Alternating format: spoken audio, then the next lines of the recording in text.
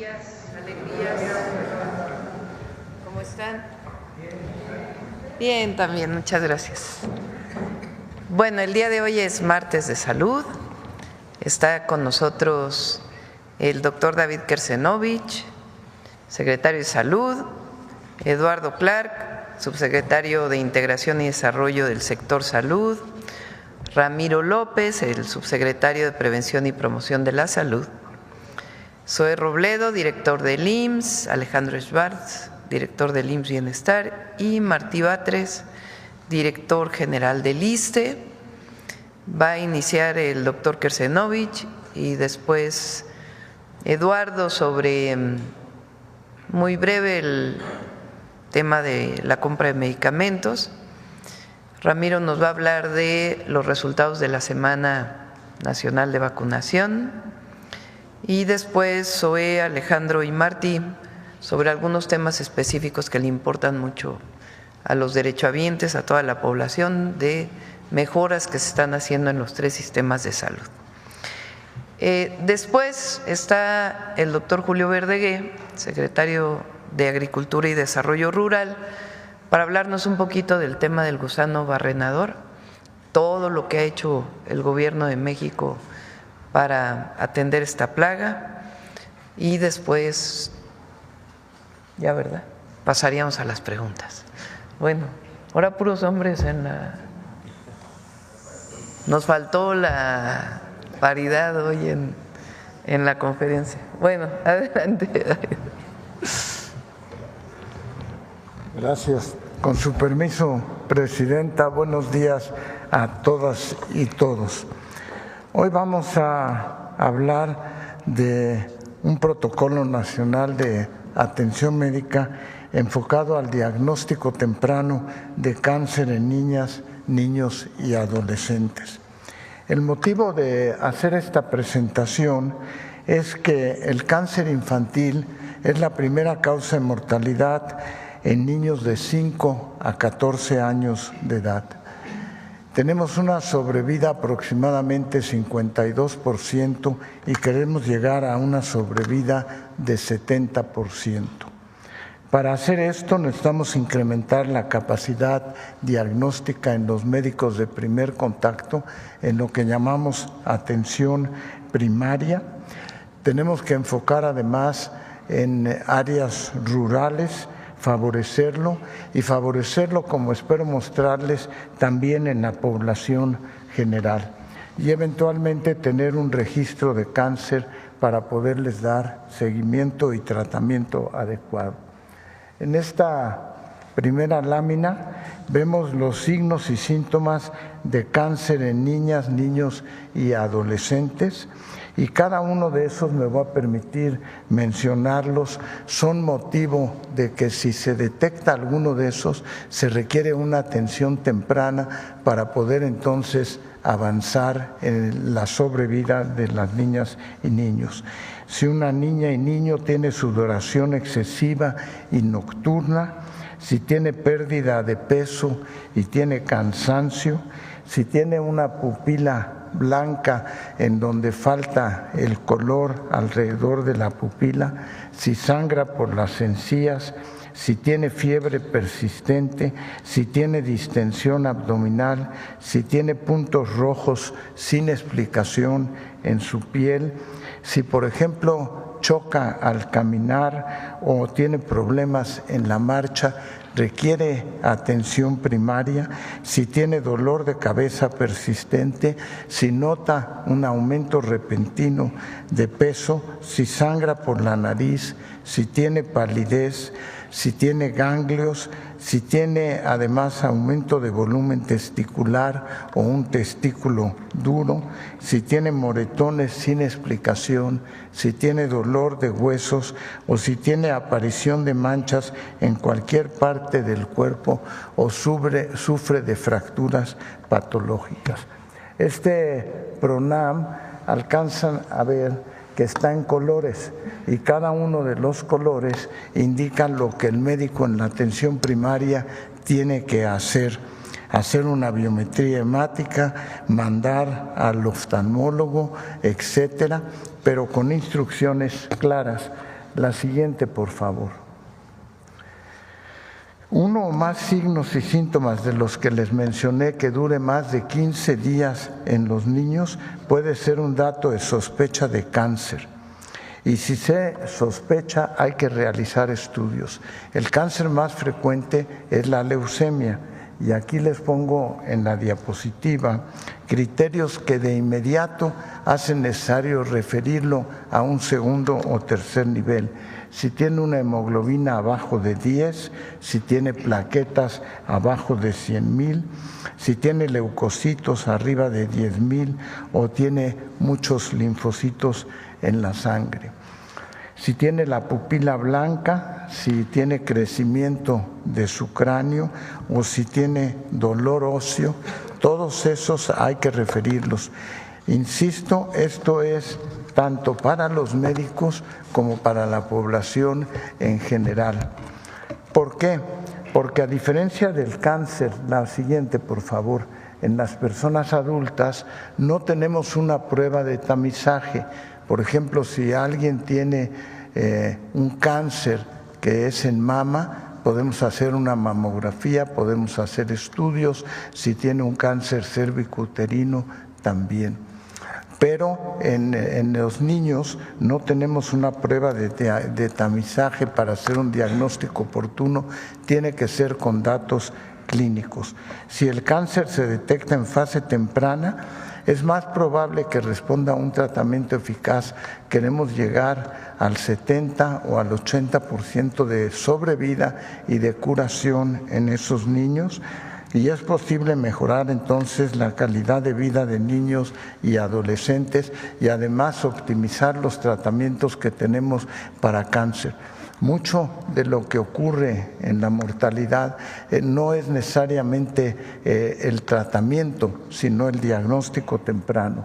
Y les pongo en la diapositiva que el cáncer más frecuente es la leucemia en niños, el segundo es el tumor cerebral, el tercero es el tumor testicular y luego otras variedades de tumores. Entonces queremos aumentar la visibilidad de los datos que hacen sospechar el diagnóstico, tanto para la población general, para los médicos generales y mejorar la atención primaria. Muchas gracias.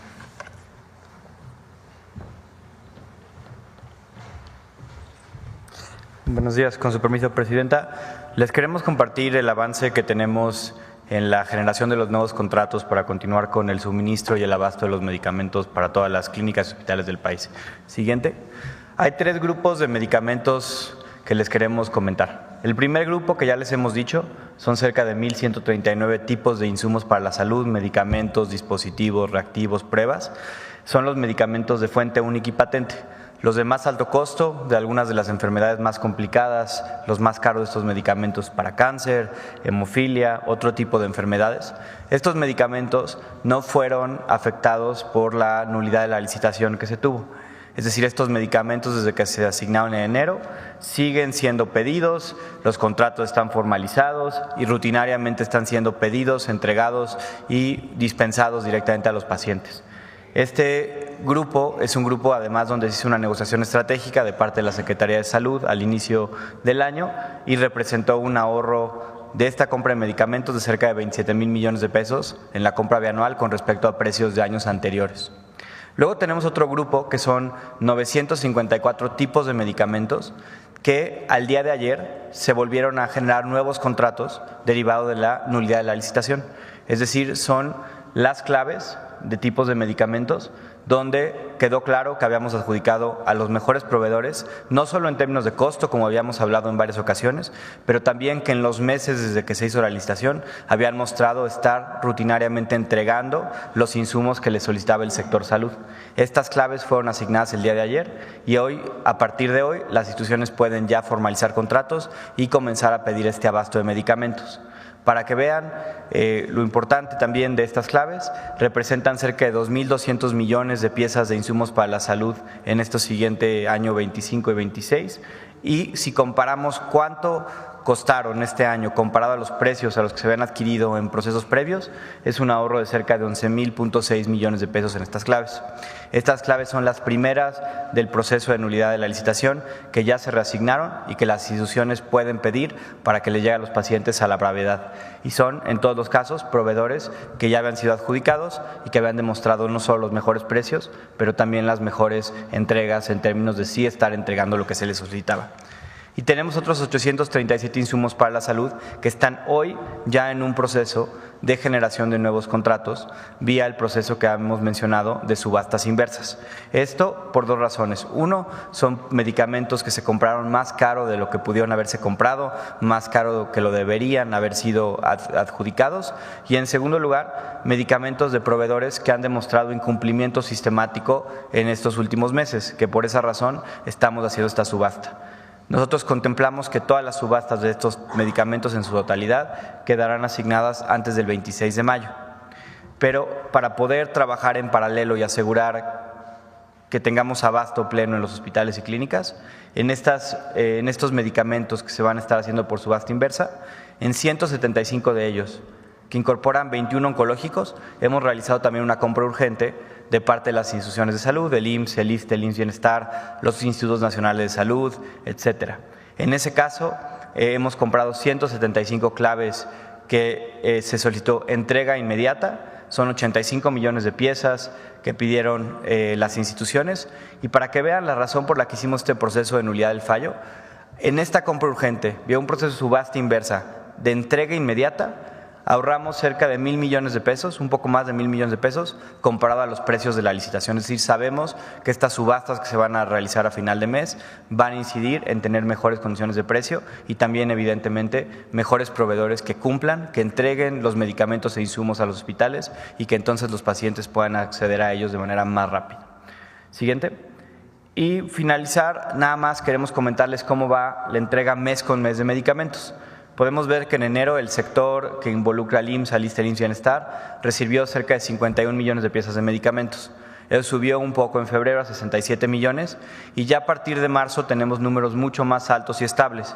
168 millones de piezas en marzo y 159 millones de piezas en abril, que en abril baja un poco, también asociado a que tuvimos varios días inhábiles, tanto la Semana Santa como el puente de la última semana del mes, que hacen que pues, ciertos días podamos recibir menos medicamentos al tener menos capacidad resolutiva de recepción.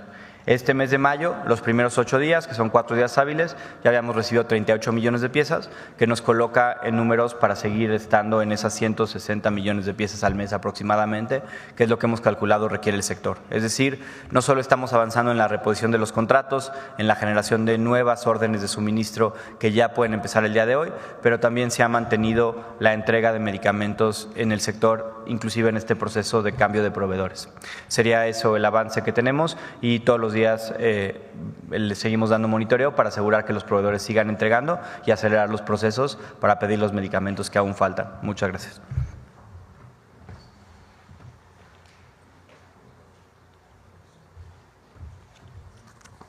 Buenos días, con permiso, presidente. Me da la siguiente, por favor, si son tan amables. La Semana Nacional de Vacunación 2025 concluyó exitosamente con la aplicación de más de 2.6 millones de dosis, superando la meta programada que era de 1.8 millones de vacunas, lo que representa el cumplimiento del 142% de la meta del sector. Las acciones se realizaron en unidades médicas, en escuelas y espacios comunitarios, como ustedes se dieron cuenta. Me da la siguiente, por favor. Esta diapositiva representa el porcentaje de cumplimiento de la meta de vacunación en cada una de las 32 entidades federativas durante la Semana Nacional. El gráfico permite visualizar el nivel de avance alcanzado por estado, quienes superaron, como ven ustedes, el 100% de la meta programada, lo que refleja el esfuerzo conjunto entre el personal de salud y autoridades locales y por supuesto, la comunidad. En la siguiente. Como les comentamos al inicio de esta jornada, se aplicaron 14 vacunas del programa de vacunación universal, que abarca más de 18 enfermedades prevenibles como sarampión, tosferina, poliomielitis, tuberculosis, hepatitis B, difteria, entre otras. ¿Me puedes permitir el video, si eres tan amable, el siguiente?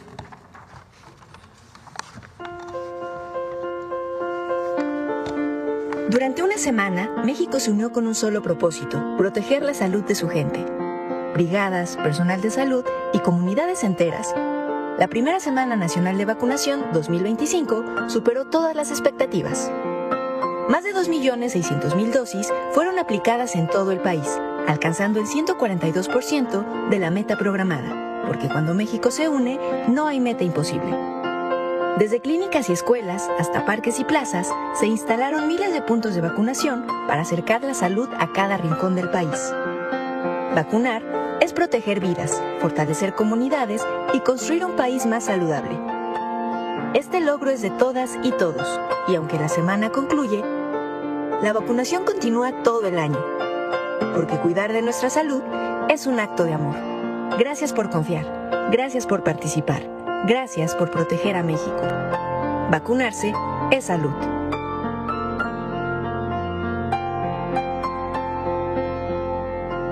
Gobierno de México. Siguiente, por favor. Como vieron en el video, la Semana Nacional de Vacunación concluye de manera oficial, pero las acciones de inmunización continúan de manera permanente en todo el territorio nacional. Se logró una coordinación intersectorial y la participación de la población fue muy alentadora. Se encuentran disponibles las 14 vacunas actualmente y anunciaremos pronto la nueva acción de vacunación dirigida a un sector de la población.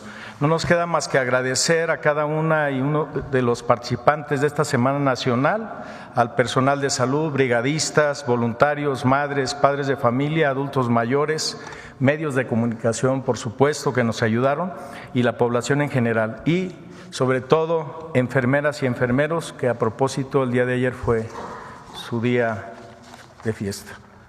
¿Sería cuánto, presidente? Muchas gracias. Con su permiso, presidenta, muy buenos días a todas y a todos. Hace unas semanas, el 21 de marzo, en Oaxaca, la doctora Claudia Sheinbaum hizo un planteamiento sobre el fortalecimiento de los sistemas públicos de salud, particularmente quienes prestamos atención médica, el IMSS, el ISSSTE, el IMSS Bienestar. Y ahí para el IMSS nos dio una tarea muy puntual: que las cirugías no se retrasen. En ese sentido, nos pusimos a trabajar todo el equipo del IMSS para hoy poder presentar una estrategia que tiene que ver con los tiempos de espera, tanto para los temas de las cirugías como las consultas de especialidad y la consulta de medicina familiar, que es el eje troncal de un sistema público de salud, la medicina preventiva. Y hoy queremos traer aquí en la Mañanera del Pueblo la estrategia sobre rezago quirúrgico. Como se puede ver, los tiempos de espera en cirugías es un reto global. Todos los sistemas públicos, pero también los privados basados en aseguradoras en el mundo tienen tiempos de espera que se tienen que gestionar entre la oferta y la demanda de servicios. En ese sentido hay diferentes formas de aproximarse. Ponemos aquí algunos ejemplos. En Australia se priorizan las cirugías de acuerdo a los riesgos de las complicaciones: 30 días para alto riesgo, 60 días para riesgo moderado, 90 días para riesgo bajo. En casos como el de Canadá, un sistema también socializado de atención médica que es universal, gratuito como el nuestro: 28 días para radioterapia, 14 y hasta 182 días para atención cardíaca, 112 días para cirugía de catarata, 182 días para reemplazo de rodilla o de cadera. En España, que también se ha ido privatizando desafortunadamente, ponemos un caso, el de Madrid, donde se tienen 60 días para consulta de especialidad y 180 días para tratamiento electivo. O el Reino Unido, el NHS, que es una de los mejores sistemas que hay en el mundo. También se establecen 62 días entre tamizaje y confirmación de cáncer y 126 días para una cirugía electiva. Incluso estuvimos consultando un documento de la OCDE que habla sobre los tiempos de espera en sistemas de salud. Ahora, en México, ¿cómo lo estamos abordando? Si damos la siguiente, el año pasado, en 2024, fue el récord que tuvo el Seguro Social en el número de cirugías que se hicieron, un total de 1.396.894 procedimientos quirúrgicos. De estos, 876,000 fueron cirugías programadas, procedimientos selectivos, como les llamamos, es decir, que vienen de una consulta y que van llevando un proceso ordenado. Las otras, 520,000, son las cirugías de urgencias, las que entran por una sala de urgencias, muchas veces traumatismos, también algunas otras complicaciones, una muy regular, una apendicitis que se tiene que operar de manera inmediata. En ese sentido, si vemos la siguiente, revisamos cómo había sido el tema de cirugías desde el año 2000. Y aquí es muy importante ver esta gráfica, es el número total de cirugías que hizo el IMSS desde el 2000 hasta el 2024, año por año. Como podemos ver, desde 2012 y hasta el 18 se habían empezado a disminuir el número de cirugías. ¿Por qué? Por la privatización. Muchos procedimientos se estaban mandando a la privada como el argumento de la incapacidad de atender a la población. Aquí vemos una caída que es importante aclarar, es una caída que ocurrió en todo el planeta porque COVID-19 trastocó todos los sistemas de atención médica. Recordarán, solamente el IMSS de 34,000 camas, 20,000 camas se dispusieron para la atención de una sola enfermedad, el virus SARS-CoV-2.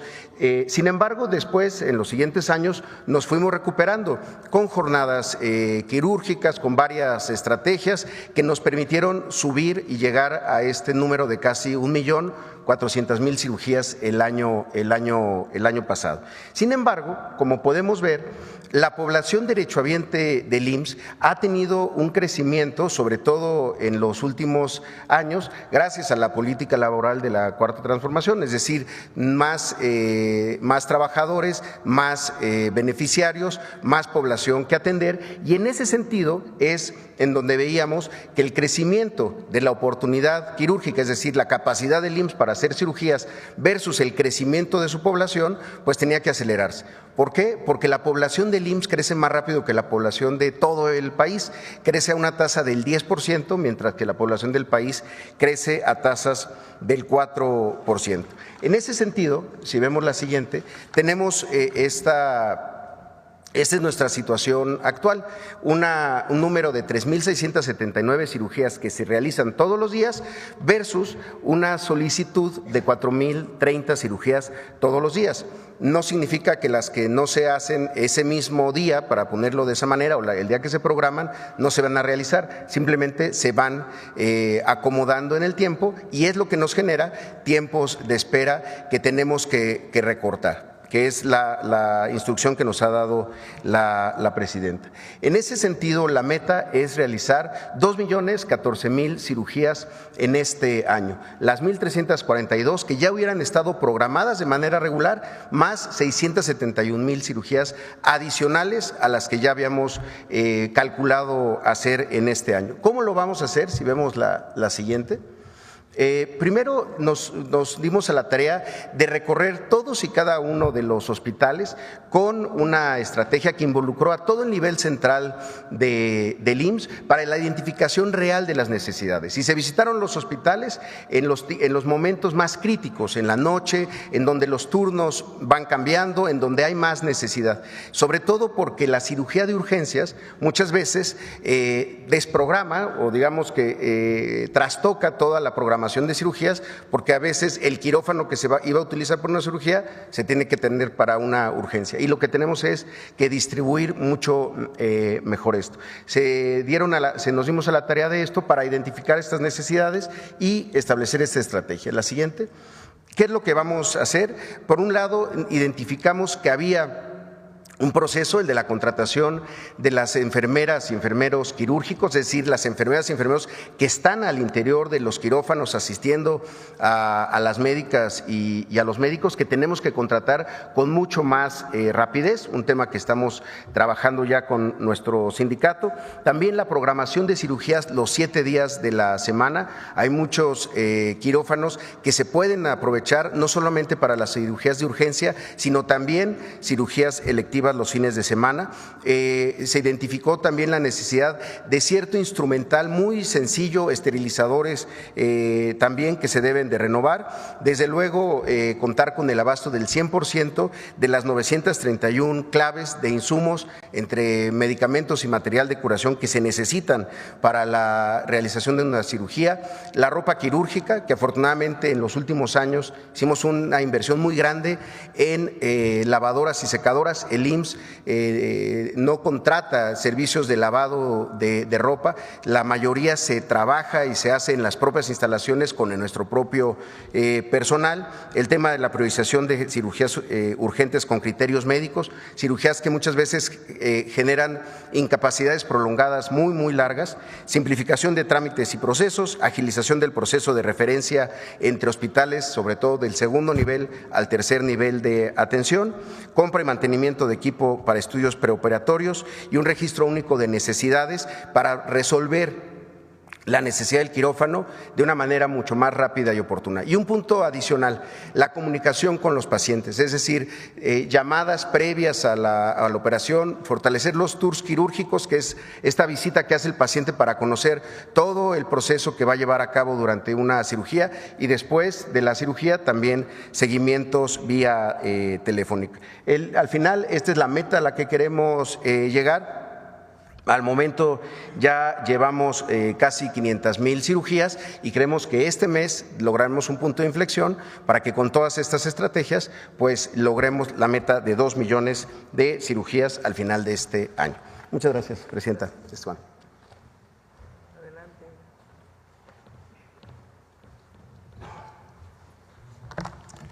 Buenos días, Presidenta. Buenos días a todas y todos.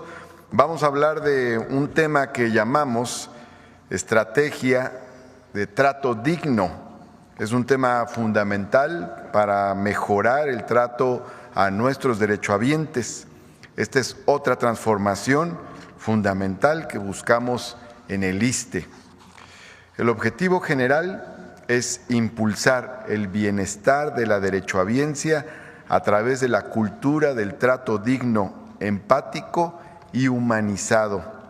Aquí señalamos que el humanismo debe estar por encima de cualquier burocratismo, nada de despotismo, desterrar cualquier tipo de maltrato.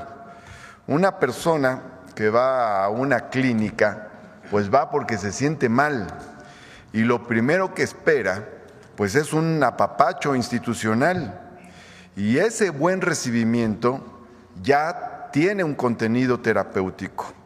Si no es así, pues evidentemente que no estamos ayudando desde el principio al paciente. Las acciones específicas que vamos a desarrollar, que de hecho ya hemos empezado, pero estamos anunciando esta sistematización, son entre otras las 10 siguientes. 1, la creación de una Comisión Nacional de Trato Digno con la participación de diversas áreas centrales del ISSSTE, entre otras la Comisión de Vigilancia, la Subdirección de Atención a la Derechohabiencia, el área de Trabajo Social, el área de Control de Gestión de la Dirección General, el Call Center y el área de Capacitación, entre otras. 2, la elaboración de un protocolo del trato digno al derechohabiente para que se siga en todas las unidades del ISSSTE, especialmente las unidades médicas, como una guía, como un manual de lo que debe hacerse en la relación con la derechohabiencia. 3, una cuestión fundamental, son los talleres de humanización. Aquí estamos convocando a personal médico, personal de enfermería, personal paramédico, como camilleros, radiólogos, etcétera, personal de trabajo social, el personal farmacéutico, el administrativo de las ventanillas, los policías, especialmente quienes se encuentran a la entrada de las unidades médicas, y las representaciones regionales. La idea es imbuir de una nueva mística a nuestro personal y transformar patrones de conducta negativos. 4, la instalación de módulos de atención al derechohabiente en todas las unidades de salud en lugares visibles, es decir, que el derechohabiente al llegar vea que hay un módulo que es para la atención al derechohabiente y sepa a dónde dirigirse. 5, disposición de personal que reciba en la entrada a los derechohabientes con su chaleco que diga trato digno, atención a la derechohabiencia. Esto sería muy importante porque sería el primer contacto de quien llega a una unidad médica. 6, la integración de un subequipo de respuesta rápida a quejas y peticiones con el objetivo de saltar barreras burocráticas para que haya una atención inmediata, también a quejas planteadas en las redes sociales y no estar mandando a la gente a una ventanilla y luego a otra interminablemente. 7, la disminución de filas en las clínicas de primer nivel. Ahí se acumulan filas donde se forma la gente que va con objetivos diferentes. Entonces, la idea es separar la fila que va a solicitar consulta de las que van por receta recurrente y de otras que requerirían una atención sencilla e inmediata como medición de glucosa, peso o presión arterial. Luego, 8, la supervisión constante en las áreas de urgencia, donde se acumula mucha tensión, porque como sabemos se entremezclan las llamadas urgencias reales con las urgencias sentidas. 9, la evaluación periódica de la percepción de la derechohabiencia a través de un tablero con indicadores de satisfacción para medir los avances. Y 10, siempre está la pregunta, bueno, ¿a dónde puedo llamar para quejarme si no encuentro este tipo de contactos en mi unidad médica? Tenemos un número, es el 55-4000, es un número sencillo que será ampliamente difundido y el personal que atiende ahí en este call center está siendo capacitado también para esta nueva cultura del trato digno que tiene mucho que ver con el humanismo mexicano. Muchas gracias. Buen día, presidente.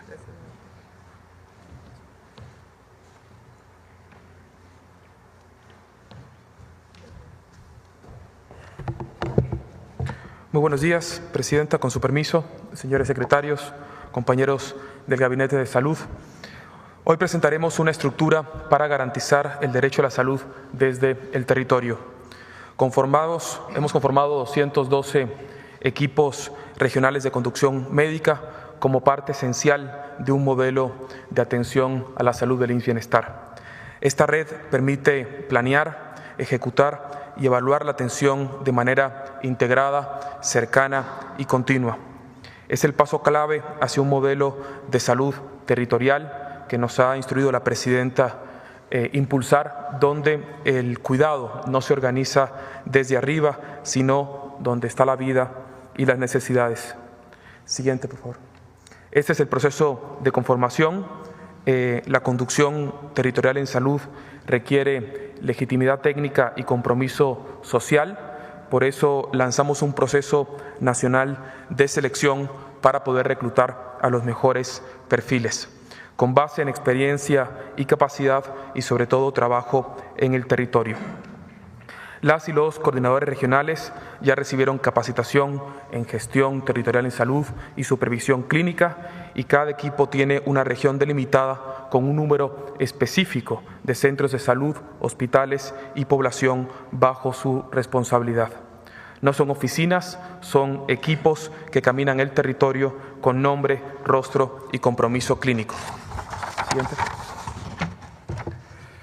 Dividimos el país en 212 regiones operativas reales, pensadas desde los flujos de los pacientes, las redes de referencia y la capacidad instalada, es decir, la oferta pública en salud.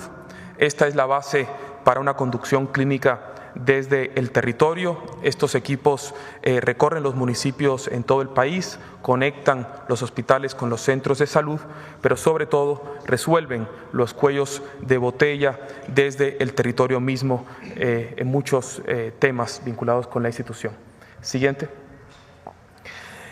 Informarles que en el 2025 nos hemos propuesto metas claras y medibles: 50 millones de consultas generales, 5 millones de consultas de especialidad y 1 millón de cirugías. Y lo importante es que cada región que hemos presentado tiene sus propias metas y los equipos regionales son los responsables directos de alcanzar con eficacia clínica, pero sobre todo con mucha proactividad territorial, estas metas. Siguiente. Presentamos un ejemplo concreto de lo que significa esta estrategia en el territorio. Podemos ver aquí la región operativa de Neza, Los Reyes, La Paz y Chimalhuacán, como saben, ubicada en el oriente del Estado de México. En esta región operativa, el doctor Andy Hernández de León coordina el equipo regional con responsabilidad clínica y operativa sobre un territorio compuesto por 3 municipios que integran una red de servicios de 43 centros de salud y 7 hospitales. Este equipo trabaja con metas sanitarias definidas que deben alcanzar en diciembre del 2025. Por ejemplo, consultas generales. Esta región de Neza tiene una meta a diciembre del 2025 de 668.351. Al día de hoy se han alcanzado un 24%. Es importante resaltar que tan solo esta región aportará más del 1% de la meta nacional del IMSS Bienestar de más de 50 millones de consultas. Lo mismo para especialidad. En esta región este año nos proponemos hacer una cifra inédita de consultas de especialidad de más de 57,000 consultas, llevamos el 35% y esto contribuye a su vez a las 5 millones de consultas de especialidad que tendremos en el país. Lo mismo para cirugías, estaremos haciendo casi 15,000 cirugías en este año, llevamos el 25% como parte de un objetivo nacional de 1 millón de cirugías. Esa es la estrategia en acción. Es una conducción médica proactiva con responsabilidad territorial y resultados medibles, un modelo que organiza el cuidado no desde el escritorio, sino desde el territorio vivo. Siguiente, por favor. Sería todo. Gracias. Adelante, Julio. Breve, por favor. Con su permiso, señora presidenta, buenos días, compañeras y compañeros de los medios. Después de muchos años en que había estado totalmente controlado, en junio del año 2023 reapareció esta plaga, el gusano barrenador del ganado, en Panamá. Es endémica a Sudamérica y allá lo teníamos controlado. Desde ese día, 1 de junio del 2023, este animalito se movió 3,700 kilómetros hasta llegar a las fronteras de México con Guatemala. México no tenía responsabilidad en controlar esa plaga cuando estaba al sur de Panamá. Sí tenían responsabilidad nuestros socios norteamericanos, estadounidenses, que tienen la única planta que existe en la región, en el continente, para producir las moscas estériles que se necesitan. Bueno, el asunto es que se les fue de control, viajó más de 3,700 kilómetros hasta que llegó a México. Desde el mismo mes en que apareció en Panamá, nuestro gobierno anterior, el presidente Andrés Manuel López Obrador, dispuso que se reforzaran las medidas de inspección en aeropuertos, en aduanas, etcétera, porque sabíamos pues que estos animales viajan, pueden viajar en personas, en animales, en fin. En mayo del 2024, porque veíamos que esto no lo estaban deteniendo. Se activó una campaña de capacitación de médicos veterinarios, 4,400 clínicas y lugares donde se venden, hay veterinarios donde va la gente a comprar medicamentos para sus animales, o sea, toda una campaña preventiva. Ya en el mes de julio, todavía no estaba acá, pero veíamos que avanzaba, el presidente Andrés Manuel López Obrador dispuso activar el Dispositivo Nacional de Emergencia, que le da atribuciones especiales a la Secretaría de Agricultura y al Senacica para hacer una serie de controles. Eso ya se hizo ley en julio del 2024. Finalmente, nosotros iniciamos el gobierno en octubre del año 2024. Inmediatamente tomamos contacto con el entonces secretario de Agricultura de los Estados Unidos, revisamos la campaña, acordamos las medidas como lo habíamos acordado desde el día 1 con sus autoridades sanitarias, vimos que las cosas estaban funcionando bien y que teníamos que prepararnos para lo que pudiera venir. De hecho, tuvimos una visita de la subsecretaria de Agricultura responsable de estos temas, estadounidense, que vino a México, nos reunimos con ella, visitó lo que estábamos haciendo, en fin, siempre hemos trabajado de la mano con las autoridades sanitarias estadounidenses. El 24 de noviembre del año 24 detectamos el primer caso aquí en México. ¿Dónde lo detectamos? En puntos de control que se habían establecido con mucha anticipación. Todos los animales, el 100% de los animales que transitan del sur de México hacia el centro o hacia el norte, el 100% uno por uno se revisan, se inspeccionan, se tratan preventivamente con medicamentos que están aprobados internacionalmente para que el movimiento de ganado sea totalmente seguro. Eso es muy importante. Claro, las moscas además vuelan, no solo van en los animales y por eso, claro que ha ido avanzando. Iniciamos en el mismo mes de noviembre del 24 la dispersión aérea de estas moscas estériles. No quiero entrar en detalles, tomaría mucho tiempo, pero las moscas estériles son una especie de extinguidor que se usa para apagar este fuego. Interrumpen el ciclo reproductivo de la mosca. Desde noviembre del año pasado empezamos la dispersión, con pocas moscas. ¿Por qué? Porque los Estados Unidos son los únicos que tienen la fábrica de producción de moscas en Panamá y dispersamos todas las moscas que ellos nos facilitaron. Desde entonces hemos mantenido el control de la movilización del ganado, la vigilancia epidemiológica. Quiere decir esto que en zonas donde creemos que hay un riesgo o donde ya sabemos que hay el gusano barrenador, inspectores nuestros y de las asociaciones de ganaderos visitamos los ranchos, inspeccionamos el ganado para tratar de identificar casos. Cuando alguien reporta un caso o lo identificamos nosotros, 20 kilómetros a la redonda se aísla y se visitan todos los ranchos, 20 kilómetros a la redonda, para inspeccionar el ganado y ver que no haya otros casos. Cuando son más al norte, el aislamiento es 40 kilómetros. Eso cuesta decenas de millones de pesos que ha invertido el gobierno federal. Hemos hecho una campaña enorme de capacitación y educación sanitaria. Prácticamente todos los ganaderos de México han sido capacitados, informados.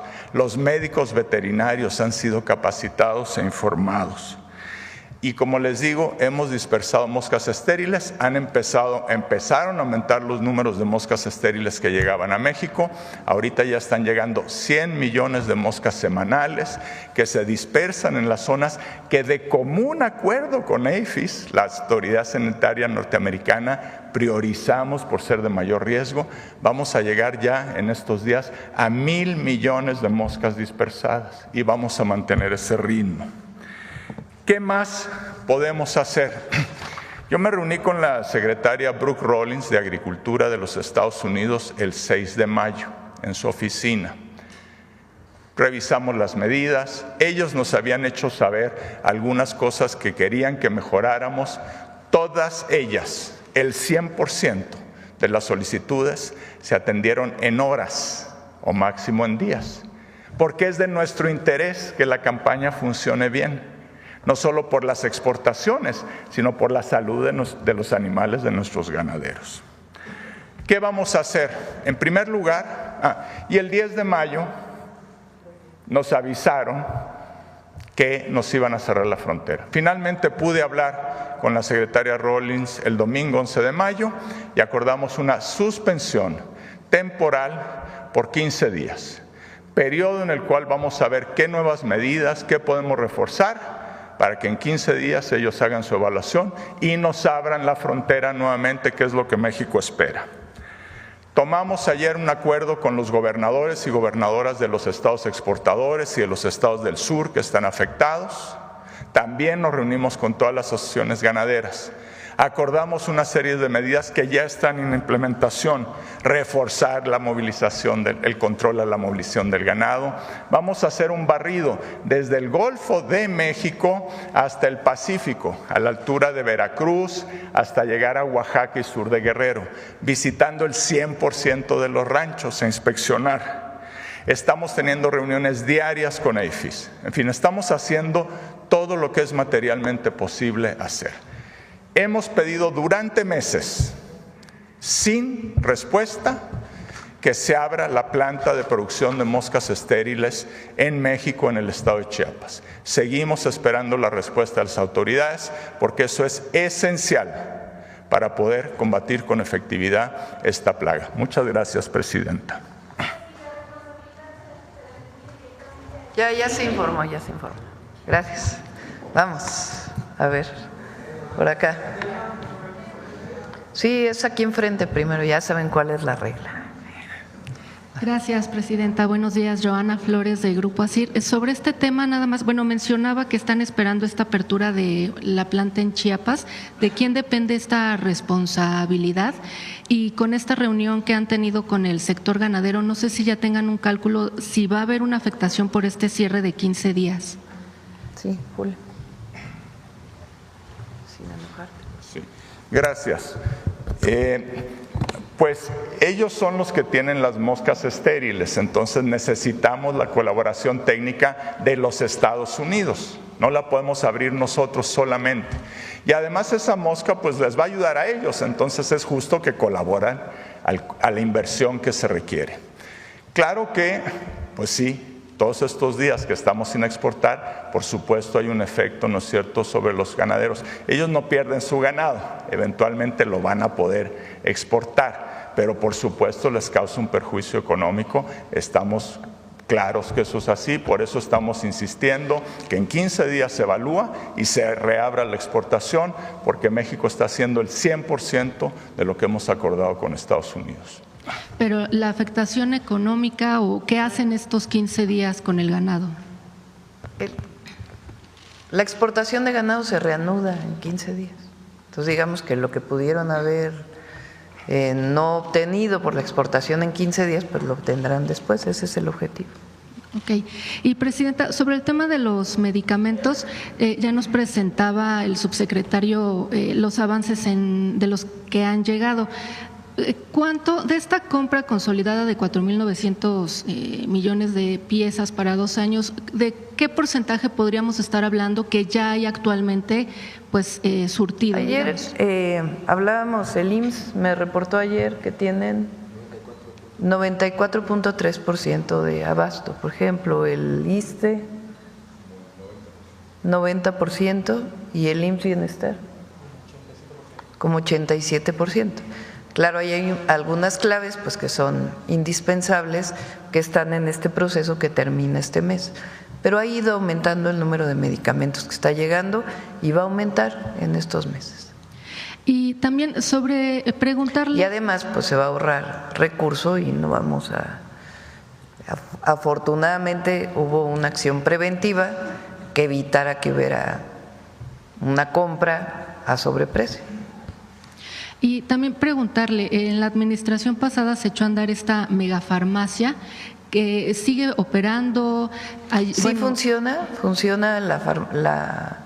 digamos, el centro de almacenamiento de Huehuetoca, que además pues tiene esta característica de poder enviar cuando se requiere un medicamento, y estamos utilizando también almacenes regionales, que actualmente estamos trabajando con los estados que son parte del IMSS Bienestar, para que esos almacenes regionales ya pasen al IMSS Bienestar y no se queden en los estados. Entonces es un almacén central que envía a distintos almacenes regionales. En algunos casos que están más lejos de Huehuetoca, el proveedor envía directamente al centro regional. ¿Y se va a mantener entonces esta megafarmacia? Sí, se mantiene. Pero la gente sigue, digamos, llamando ahí. Sí, puede llamar ahí, sí. Bueno, también ayer nos decía el tema de salud casa por casa, entonces ¿podría disminuir la demanda, digamos, de la gente que llama? Salud casa por casa es para atender principalmente a las y los adultos mayores y personas con discapacidad. Ahí en la Secretaría de Salud está eligiendo los medicamentos y de acuerdo con el censo que se hizo, es decir, el cuestionario a todos los adultos mayores, de cuáles son los medicamentos de mayor necesidad. Por ejemplo, un medicamento para la hipertensión, que un adulto mayor pues tiene que estar tomando regularmente. Entonces, un número determinado de medicamentos va a ser parte de las farmacias del bienestar para el programa de salud casa por casa. Los otros medicamentos los van a obtener de manera gratuita en su centro de salud o en su hospital, dependiendo de las características de la enfermedad. Pero si requieren estar permanentemente adquiriendo un medicamento y pueden ir cada 6 meses a su cita con el médico, pues van a estar disponibles o en las tiendas del bienestar, antiguas tiendas de ICONSA, o en los centros de salud en el exterior, para que no tengan que hacer luego las filas para poder resurtir su medicamento. Y justamente, Presidenta, ahorita que hablaba el director del ISSSTE sobre este tema de trato digno, me viene a la mente, hay una práctica, un fenómeno que ocurre muchas veces en las clínicas del ISSSTE y del IMSS, donde para tener consulta la gente madruga y tiene que llegar desde las 4 de la mañana a formarse. ¿Puede haber alguna estrategia para que ya esto se pueda evitar? Porque 4 de la mañana te sientes mal y te formas, pues no es como un trato digno, digamos. ¿Se puede hacer una estrategia, no sé, consultas programadas, qué sé yo? Sí, estamos trabajando en eso y no sé, Martí, si quieres platicar lo que nos platicaste ayer de cómo distribuir esas filas.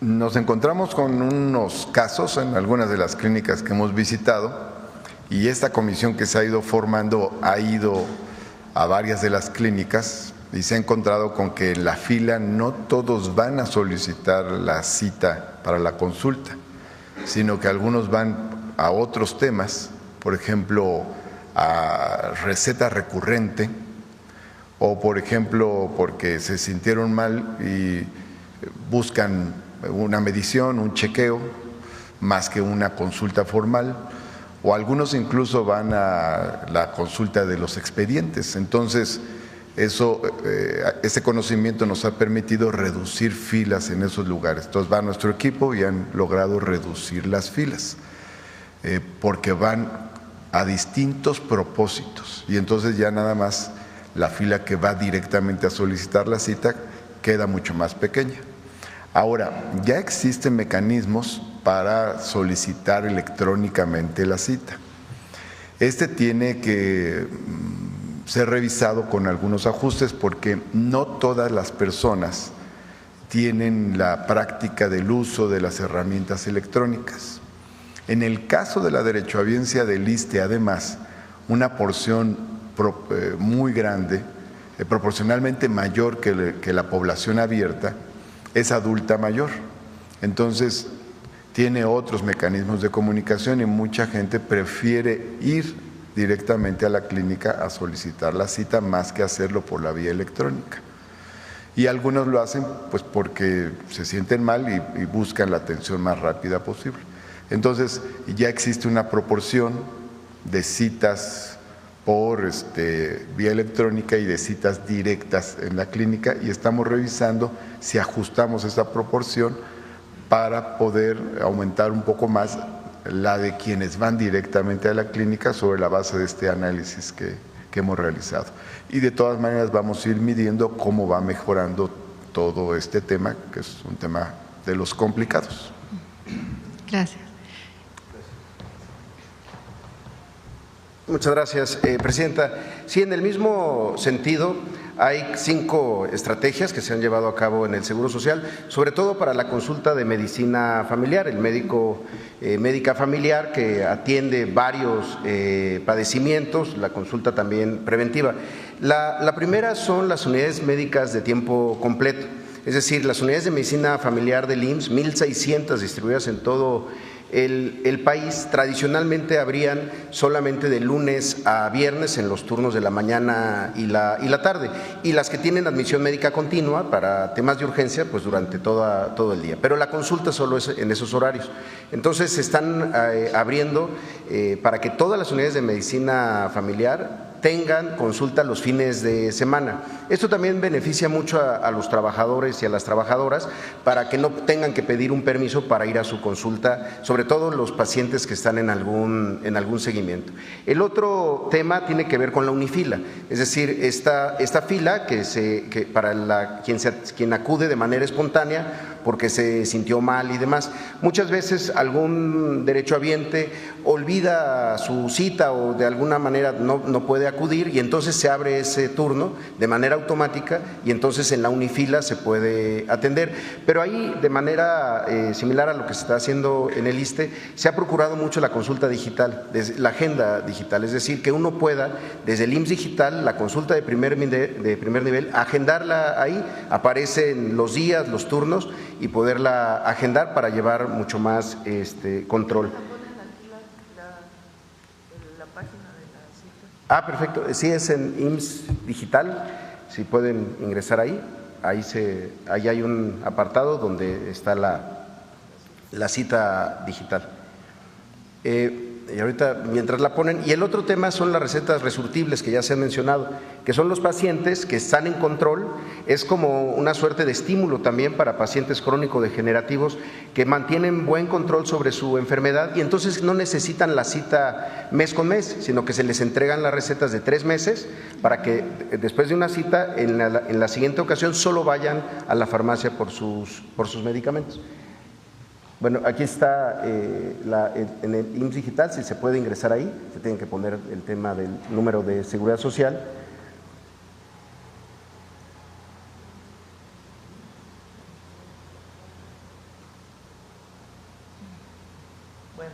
Se tienen que ingresar todos esos datos, el correo electrónico, el número de seguridad social, y a partir de eso se registra y se puede hacer la cita directamente.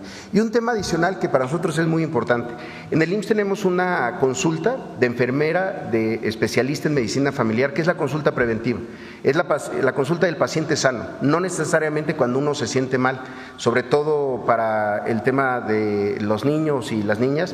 Es una suerte de chequeo general que se puede también agendar desde el IMSS digital para justamente pues poder prever enfermedades. La enfermera, el enfermero de medicina familiar ya refiere, si es necesario, a el consultorio de medicina familiar. Y sí son de los temas que estamos implementando y fortaleciendo justamente para evitar tiempos de espera en la consulta de primer nivel. Muchas gracias.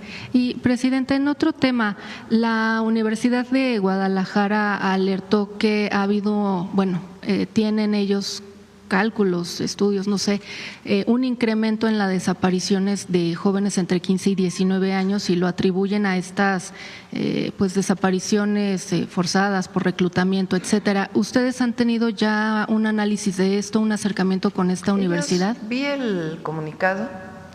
Viene la información de la propia Fiscalía del Estado de Jalisco.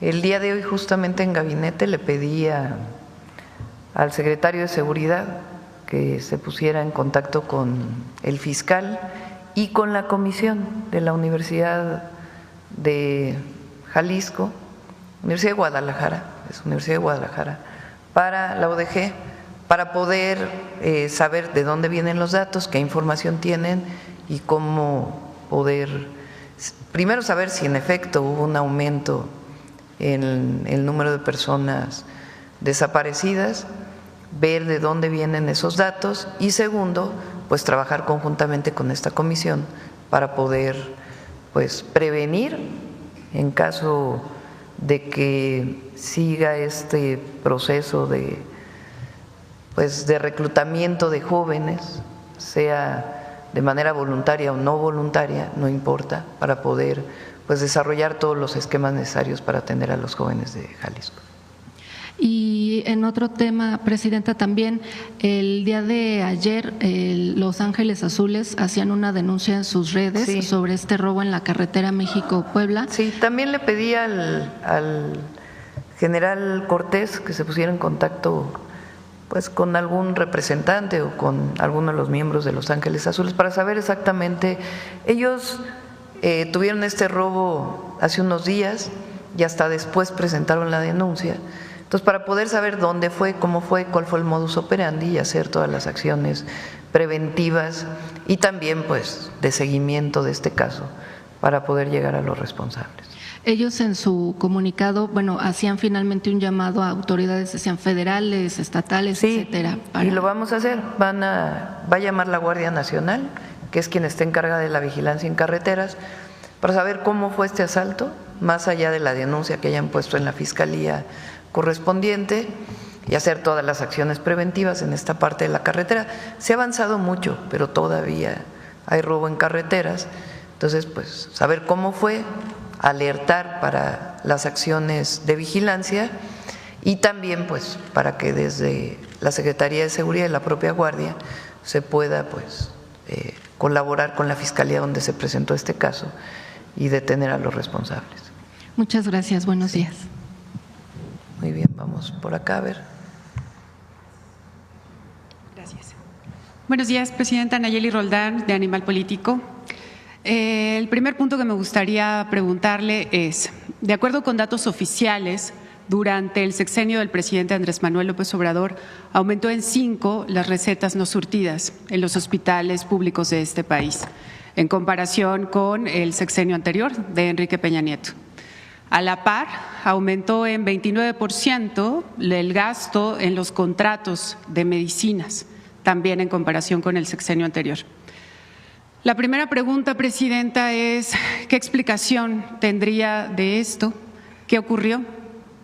Primero habría que ver en qué estados. Primero, ¿de dónde viene la información? Segundo, recuerden que antes había Seguro Popular y había una descentralización de la atención a la salud. Y me parece, no sé de dónde venga la información. Le comento. Fueron solicitudes de información a todas las instituciones de salud, IMSS, también, ISSSTE, Pemex, etcétera. Por eso, a ver, la pregunta es, ¿también consultaste a todos los estados de la República?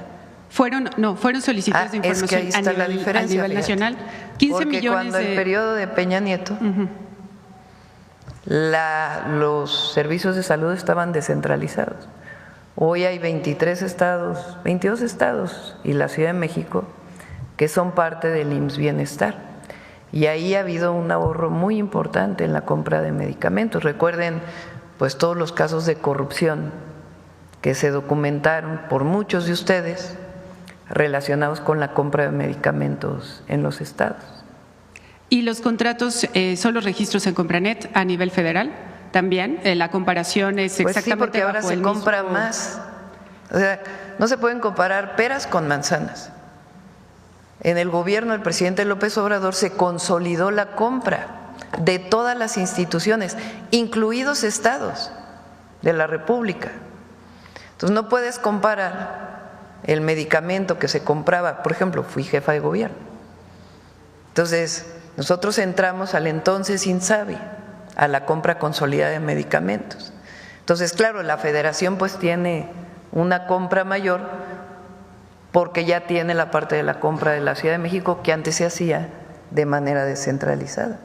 Entonces, lo que sugiero es que se revise la compra de medicamentos en todos los estados de la República y entonces sí se compare peras con peras, manzanas con manzanas, palitos con palitos, bolitas con bolitas. Se comparó a nivel federal, pero tiene que ver también en el sexenio anterior, efectivamente en el de Peña Nieto más bien, sí los gastos tenían que ver en los estados, digamos, de Seguro Popular, también con una bolsa en específico del Seguro Popular. Sí, esa no se comparó. No era centralizada la compra. Entonces, tiene que ver la compra de los medicamentos en cada estado. Ok. La siguiente pregunta, Presidenta, es: en Animal Político la semana pasada publicamos que a raíz del cambio en el modelo de compras el expresidente López Obrador, surgió un fenómeno que es: personas crearon empresas y al poco tiempo comenzaron a recibir contratos por adjudicación directa para vender medicamentos y comprobamos que los vendieron más caros. Tenemos el caso de al menos 19 empresas que recibieron 1.500 millones de pesos en contratos solamente en 2022. Usted en este espacio, su equipo de salud ha documentado o ha expuesto justamente pues problemas o irregularidades por sobreprecio, justo por eso cancelaron la compra consolidada de este año. La pregunta sería si identificaron este mecanismo, digamos, o estas irregularidades de ventas a sobreprecio durante el sexenio anterior, y si es así, ¿qué denuncias tienen? ¿A quién denunciaron más bien? Sí, a ver, las auditorías, ¿cómo funciona el gobierno? Porque vale la pena que todos los que nos escuchan conozcan cómo se hacen las auditorías. Hay dos instituciones que lo pueden hacer para los recursos federales. La primera es la propia entonces Secretaría de la Función Pública, hoy Secretaría Anticorrupción y de Buen Gobierno, que tiene sus órganos internos de control en cada institución. La segunda es la Auditoría Superior de la Federación, que no representa al gobierno, sino que es una institución de la Cámara de Diputados que decide qué se audita y se audita. Cuando entra el gobierno, pues hace una revisión de lo que le fue entregado del 2024. Si hay alguna irregularidad, pues tiene que venir en las propias auditorías de la Auditoría Superior de la Federación. ¿Y sí las ha habido, presidente? Pues sí, pero no conocemos. ¿O de dónde es tu información? De la Auditoría Superior de la Federación. Pues que se revise, que se vean las observaciones y si hay alguna irregularidad, pues que se presente. O sea, ¿su gobierno no ha hecho estas revisiones? No le corresponde al gobierno hacer una revisión de la cuenta pública del 2022, que es lo que tú estás reportando. A nosotros nos corresponde lo que correspondería a observaciones del 2023, que se presentan en el 2024 o 2025, solventar esas observaciones, o de los años posteriores. Si hay un resultado de la Auditoría Superior de la Federación, hay que ver si se solventó esa información.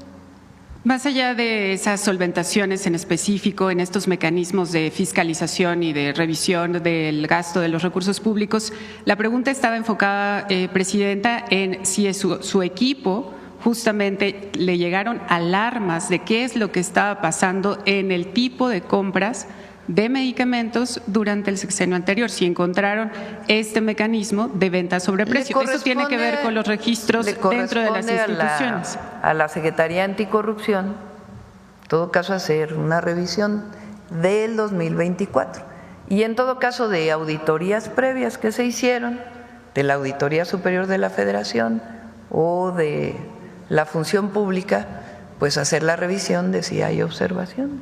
O sea, ¿usted hasta este momento no tiene reportes de que hubieran ventas a sobreprecio en el sexenio de Andrés Manuel López Obrador en materia de medicinas? No. Okay. Si hay alguna cosa que alguien presente de alguna observación, se revisa. O sea, nosotros no tenemos nada que ocultar. Nosotros no somos del pasado, de corrupción de aquellas épocas, en donde se compraban medicamentos para el cáncer, uno muy sonado en Veracruz, que tenía agua en vez de medicamento. Nosotros no somos eso. Y hay transparencia. Es la gran diferencia. Sí. Bueno, todo esto hay que aclarar, sobre todo para quienes nos ven, que es documentación oficial obtenida por fuentes públicas. Sí, y también lo oficial de responder a las observaciones también se hace. Presidenta, Durante la entrega, digamos, de reportajes de la semana pasada en Animal Político, publicamos un caso muy concreto, que es el IMSS entregó 1.134 millones de pesos a 2 empresas que vendieron hasta 800% de sobreprecio. Le pongo un par de ejemplos muy sencillos de, por ejemplo, la aspirina, que una de estas 2 empresas, Cetomedical, vendió en 40 pesos cada caja, cuando el precio en compras consolidadas y otros proveedores fue entre 7 y 11 pesos. Solamente por este contrato, el IMSS pagó 1 millón de pesos más, digamos, por esta diferencia en el precio. La sitagliptina, que es para diabetes, fue vendida en más de 2,000 pesos cada caja, cuando el precio era de 120, más o menos. Estas empresas son los dueños de las empresas son socios de Fernando Bilbao, el yerno de Rocío Nale, la actual gobernadora de Veracruz.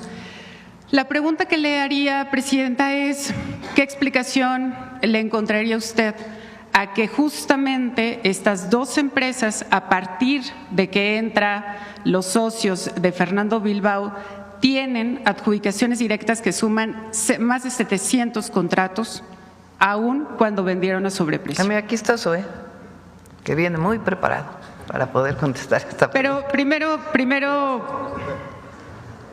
Sí, muchas gracias, Nayeli. Un gusto volverla a ver.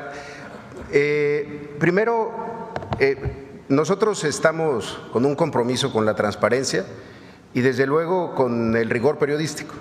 Por eso, a pesar de que el reportaje no lo menciona, usted sabe que tuvimos 2 videoconferencias. No, sí lo mencionamos. Déjeme terminar. Perdón. Tuvimos 2 videoconferencias. Se puso a disposición, a petición del director de Animal Político, a personal del IMSS de primer nivel, al director de administración, a la unidad de administración, la unidad de adquisiciones, al director de operación y evaluación. Y en ellas se hicieron varias explicaciones. Porque además de esto, desde el 2022 ya nos habían buscado y ya se había hecho una primera explicación. Primero, respecto al tema de la sitagliptina, así poniéndola como el ejemplo que acaba de dar. Uno de los elementos que el reportaje desafortunadamente no impacta o no establece es que los análisis de los años 2020, 21 y desde luego 22 tuvieron una distorsión en los precios porque hubo una pandemia que distorsionó absolutamente todo. Sin embargo, eso es lo que de repente no es necesariamente comparable, pero se establece como si no hubiera ocurrido estas afectaciones, incluso en las cadenas de distribución o en la provisión de algunos medicamentos, que a los consolidadores, porque el IMSS se sumó a todos los procesos de consolidación y solamente llegó a comprar aquello que no se logró consolidar en el momento en el que se liberaba. En el caso específico de la sitagliptina, que es uno de los primeros ejemplos que se da, compara a una delegación, la delegación del IMSS en Morelos, con una serie de compras que se hicieron después. Sin embargo, compara una compra de marzo del 22, después de la desconsolidación, y con una bianual del 2023. Obviamente, los procesos de consolidación, mientras tengan mejor planeación, incorporen a más instituciones y además se hagan por más años, el precio necesariamente baja. Pero además observamos un elemento adicional. En la comparación que hace de 330 pesos en farmacia comercial, usa el precio de la caja de 14 piezas, cuando el resto de las comparaciones son de la caja de 28 piezas. Son productos distintos porque tienen, digamos, un número diferente de medicamentos.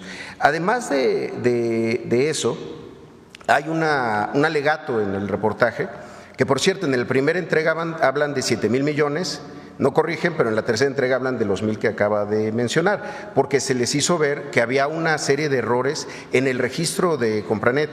Pero también hablan de un incumplimiento o de que se compraron medicamentos que nunca se distribuyeron.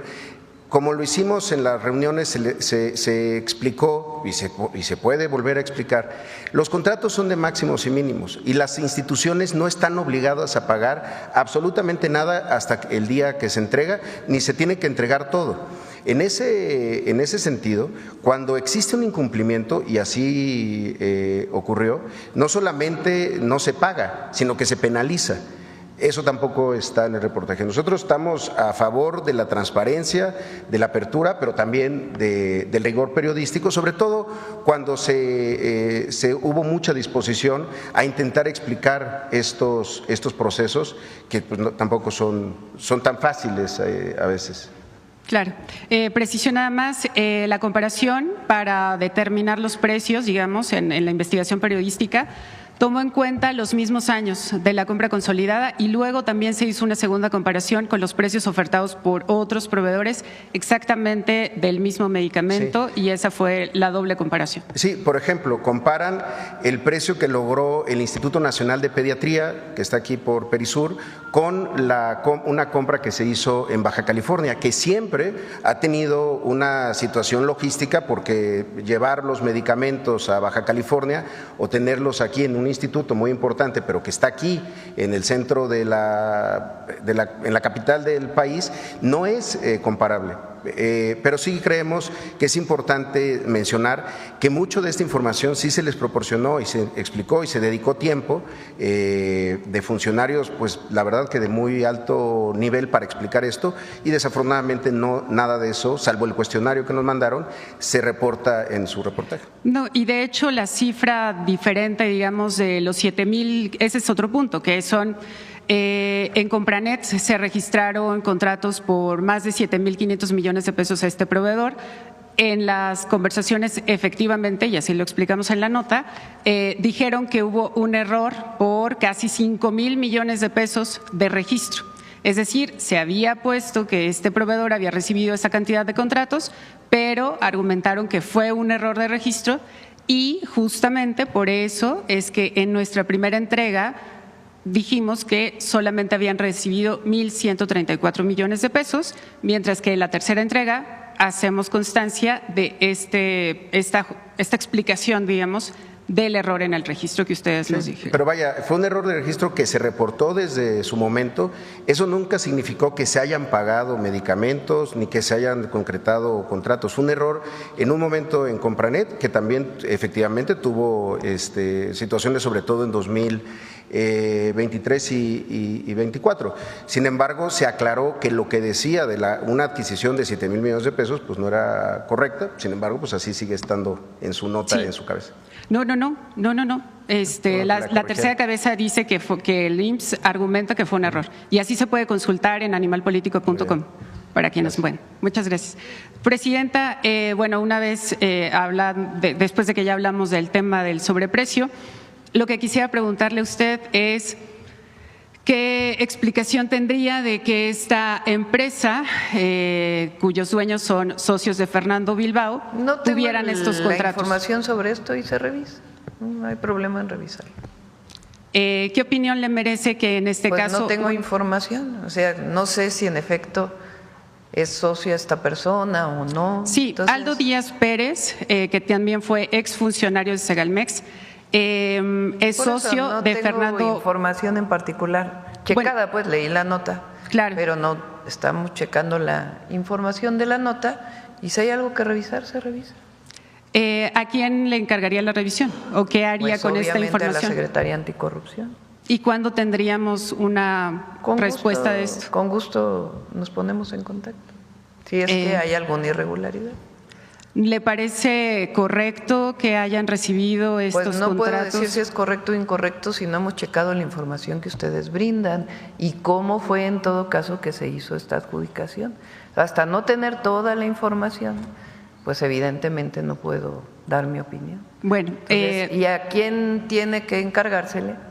Pues a la Secretaría Anticorrupción. Ok, sobre todo para quienes nos ven, le comento lo que encontramos a partir de revisiones en el Registro Público de Comercio. Aldo Díaz Pérez es un empresario, exfuncionario de Segalmex, que tiene distintas empresas. Una de ellas, su esposa María Teresa Carabeo, es accionista de Eto Medical, la que ganó estos contratos. Y justo en 2020, cuando la señora María Teresa Muñoz entra como accionista, es cuando comienzan a recibir los contratos esta empresa.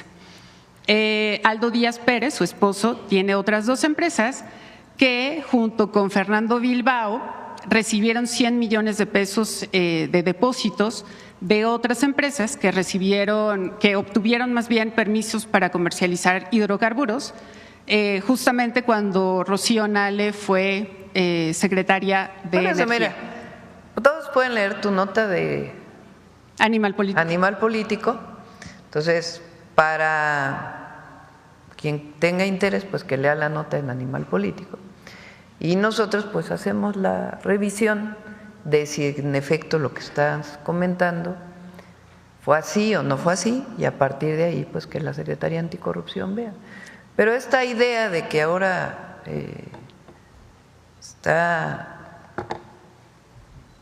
las auditorías está todo, pero esta idea de que se cometieron actos de corrupción, pues tiene que demostrarse y que se haga la revisión y la auditoría. Sí, claro, y digo, las evidencias ahí están. ¿Cuándo podría hacerse, Presidenta? Pues ¿Podríamos venir la siguiente semana? Buenrostro, que lo revise primero y ya después contestar. ¿Le parece que venga en un par de semanas? Se comunica contigo sin problema, Raquel. Ok. Por último, Presidenta. Y se informa a la gente, porque claro, no tenemos nada que ocultar. Eso sería lo más importante, por absolutamente supuesto. Nada. Por último, Presidenta, ¿qué le diría a las personas, a las familias que, sobre todo durante el sexenio pasado, aunque todavía hay casos ahora, que batallaron, que iban a los hospitales y no encontraban las medicinas, que han tenido que comprarlas por sus propios recursos, que les aplazaron cirugías y que al mismo tiempo pues se gastaron los recursos para comprar las medicinas pero no los tuvieron? ¿Qué le diría sobre todo a esas personas? Eso sí no es cierto. O sea, porque estás diciendo cosas. Se compraron medicamentos que nunca llegaron. ¿Cuál es tu prueba? No. Eso dijiste ahorita. Ahorita, no. Se compraron medicamentos que en el caso que tenemos de Rocío Nale, sí hay algunas solicitudes en específico, pero me refiero que las personas iban a las farmacias y no encontraban los medicamentos y aún así el gobierno sí los había comprado. No, bueno, ¿qué les diría? ¿Qué pruebas tienes de eso? O sea, a ver, porque para todo hay que poner prueba y más en un periodismo responsable. Entonces tú estás diciendo que se compraron medicamentos que nunca llegaron a las farmacias. No tenemos prueba de ello. Se compraron medicamentos porque así está obviamente registrado en diferentes fuentes de información y al mismo tiempo hubo reportes, manifestaciones de personal médico. Hubo manifestaciones en la calle de personas que decían que no había medicamentos. Tú estás contando 2 hechos aislados. Entonces, la afirmación que tú haces de que se compraron medicamentos que no llegaron a las farmacias tiene que demostrarse. No, se compraron medicamentos y cuando las personas iban a las farmacias no encontraban medicamentos. Por eso tiene Fueron 15 millones de recetas que no se surtieron. Más allá de la comparación, 15 millones de recetas que no se surtieron de manera completa de derechohabientes de hospitales públicos. Sí, a ver, vamos desde el principio. En nuestro país, con el Seguro Popular, había un esquema de monopolización de la compra y la distribución de medicamentos en unas cuantas manos. Algunos tienen hoy canales de televisión. Viejos políticos,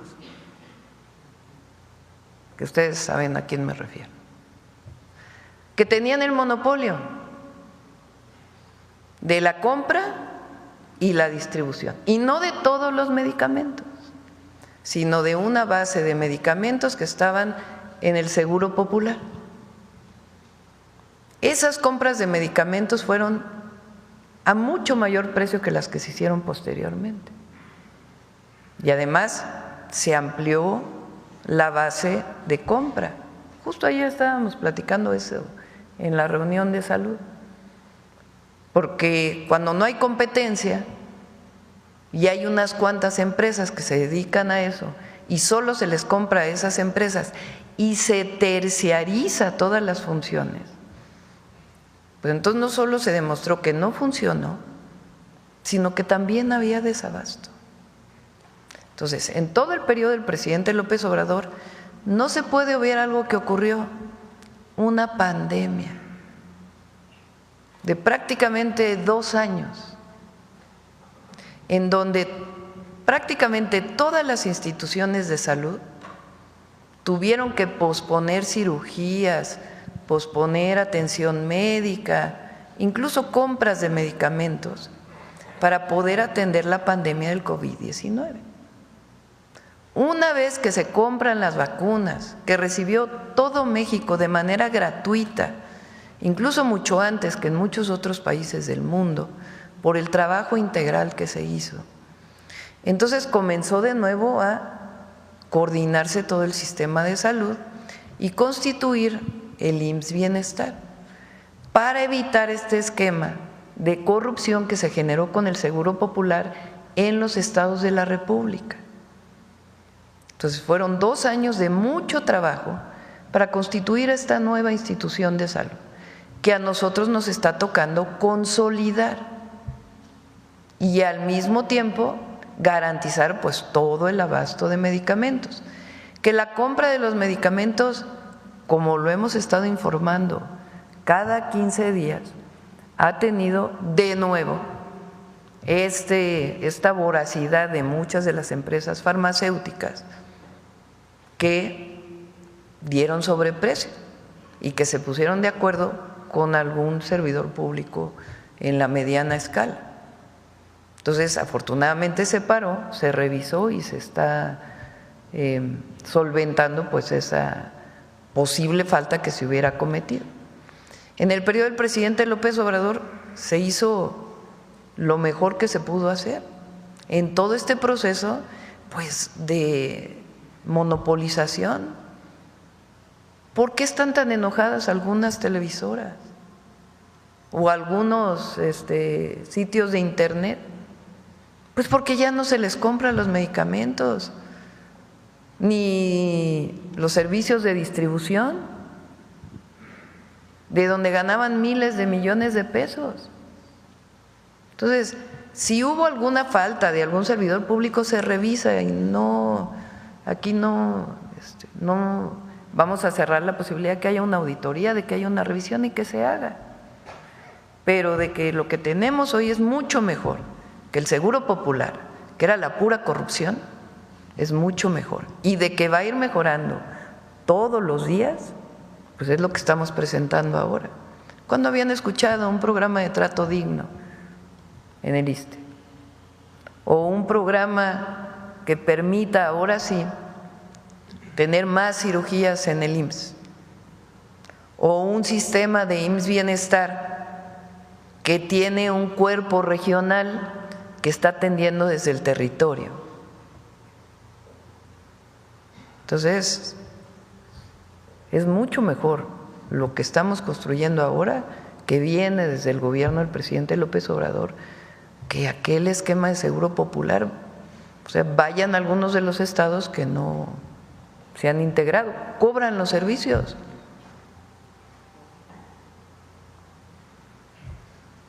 Se cobran los servicios de salud en las instituciones públicas.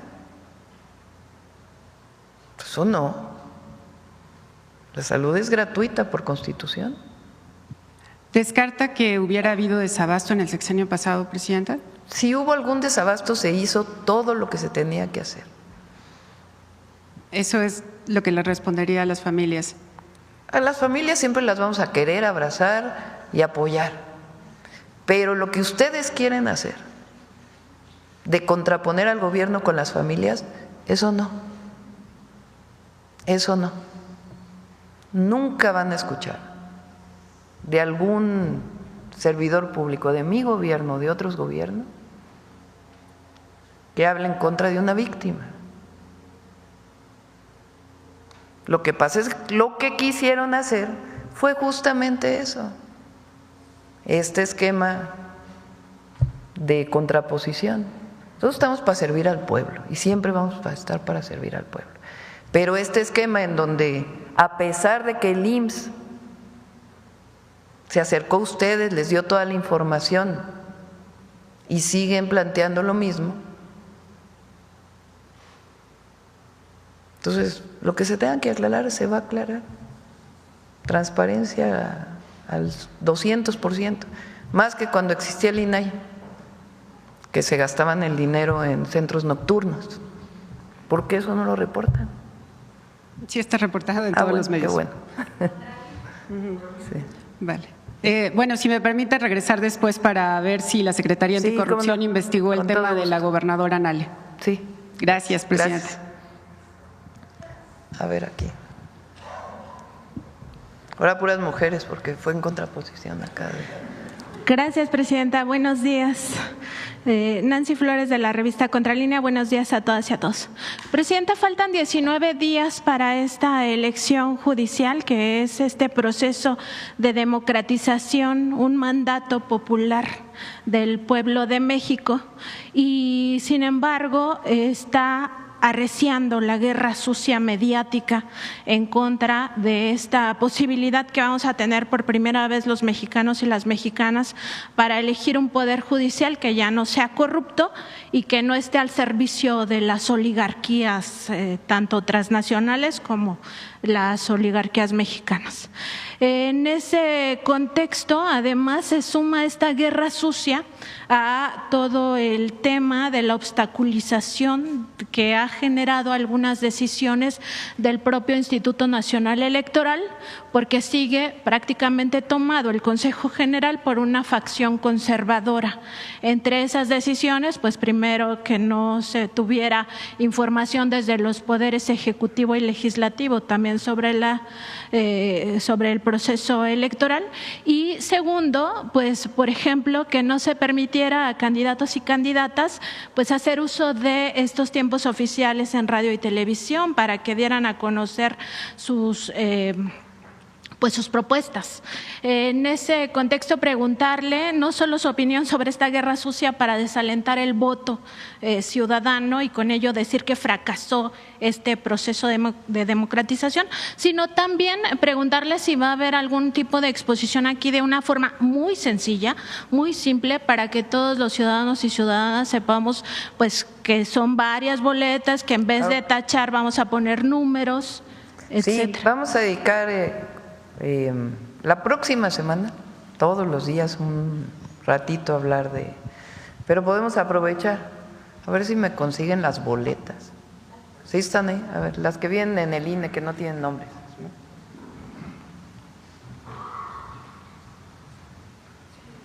A ver, todo ciudadano el 1 de junio va a recibir 6 boletas en el caso de la elección al Poder Judicial Federal. Además, hay algunos estados que tienen elección al Poder Judicial local. Vamos a hablar del federal. Entonces, son 6 boletas, cada boleta es de un color distinto. Primero es esta que tiene este color moradito, que es elección para ministras y ministros de la Suprema Corte de Justicia de la Nación. ¿Cómo se vota? Pues aquí no vienen los nombres obviamente, porque no vamos a hacer propaganda para alguna persona, pero aquí quien va a ir a votar a la casilla pues ve todos los nombres. Los pueden revisar ahora en la página de internet del INE, ahí viene todos los detalles de todos los candidatos y candidatas. Supongamos que yo ya voy con la decisión de por quién voy a participar, así debe ser. Entonces, se elige un número. ¿Qué número es? Los que están aquí. ¿Qué es esto que viene aquí? ¿Quién propuso al candidato o candidata? Dice PE, quiere decir que es una propuesta de la comisión que salió del Poder Ejecutivo. Si dice PL, pues es una persona que salió de la selección del Poder Legislativo, Cámara de Senadores y Diputados. Si dice PJ, que salió de la selección del Poder Judicial, de la Corte. Así están todos. Y hay algunos que ya estaban desde antes y que se están postulando. Entonces, en esta boleta, ¿qué tiene que hacer uno? De este lado están las mujeres y de este lado están los hombres. Entonces, tiene uno que escoger 3 mujeres, 5 mujeres y 4 hombres. Perdón, de este lado están las mujeres y de este lado están los hombres. ¿Sí? Entonces, uno va a recibir esta boleta, de este lado izquierdo están las mujeres y de este lado derecho están los hombres. En este caso vamos a elegir 5 mujeres y 4 hombres. ¿Qué tiene uno que hacer para votar? Pues tomar el número, 5 números. No quiero señalar algún número porque luego van a decir que ando promoviendo a alguien. Pero alguno de estos números que uno decida con el nombre, ese número lo pone uno aquí. El segundo número, tercero, cuarto y quinto número de las personas por las que va a elegir. Mujeres y luego hombres. Adelante. Luego viene magistradas y magistrados del Tribunal de Disciplina Judicial. Esto es nuevo. Es como la institución que ahora, de manera distinta a lo que era el Consejo de la Judicatura, va a estar revisando la actuación de los jueces, muy importante. El tribunal que va a estar revisando la actuación de los jueces, ministros y magistrados. En este caso vamos a votar por 3 mujeres y por 2 hombres. ¿Cómo se vota? Bueno, pues igual. De este lado viene cuáles fueron decididos por la Comisión del Poder Ejecutivo, del Poder Legislativo, del Poder Judicial o que ya están en funciones. Va uno a revisar y escoge 3 nombres y le va a poner allá arriba el número al que corresponde. Esto es en mujeres y en hombres. Son 3 mujeres y 2 hombres. La tercera es magistradas y magistrados de la Sala Superior del Tribunal Electoral del Poder Judicial de la Federación. Este Poder Judicial o esta Sala Superior es electoral. Los otros es para la Corte, para la institución que va a revisar la actuación de los jueces. Este es para el Tribunal Electoral. En este caso solamente vamos a elegir 2. Una mujer y un hombre. Hacemos lo mismo, revisamos previamente pues quién lo propuso, el número de nuestra preferencia de acuerdo con el nombre y se elige una mujer y se elige un hombre. Adelante. Después las magistradas y magistrados de la Sala Regional del Tribunal Electoral. Tribunal Electoral tiene salas regionales y la Sala Superior. Estos nombres van a ser distintos de acuerdo a las regiones del país y va a ser lo mismo. Quién lo propuso, el número que corresponde, la persona y va a poner uno el número que corresponda de la persona por la que uno quiera elegir. En este caso son 2 mujeres y un hombre. La que sigue. Y luego juezas y jueces de distrito. Aquí se va a elegir a 5 y aquí viene quién la propuso, el número que corresponde y si es un juez administrativo, un juez civil y el color pues depende de lo que viene aquí.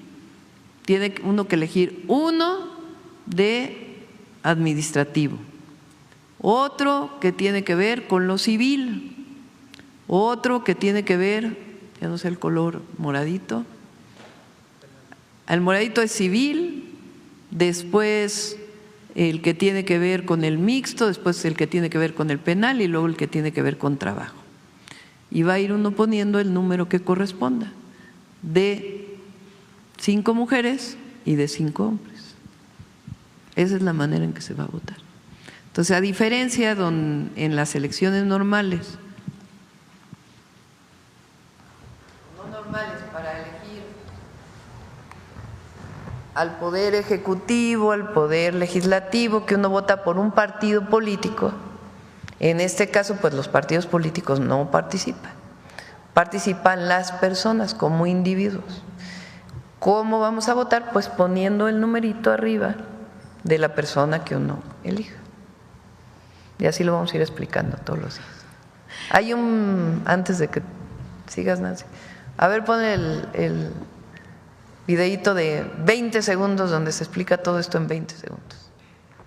Este 1 de junio votemos por un nuevo Poder Judicial, honesto, capaz y cercano al pueblo. Al llegar a la casilla recibirás 6 boletas, cada una de un color distinto porque elegirás a ministras y ministros de la Suprema Corte, magistradas y magistrados del Tribunal de Disciplina Judicial, de la Sala Superior del Tribunal Electoral, de las salas regionales del Tribunal Electoral, magistradas y magistrados de circuito y juezas y jueces de distrito. Votar es muy sencillo. En cada boleta hay una lista de candidatas mujeres a la izquierda y de hombres a la derecha. Junto al nombre está el poder que postuló a esa persona. Para votar debes escribir el número de la candidatura en los recuadros superiores. Al finalizar, deposita las 6 boletas juntos en la misma urna. Infórmate y vota. Este 1 de junio votemos por un nuevo Poder Judicial. Conoce más en eligepoderjudicial.gov.mx.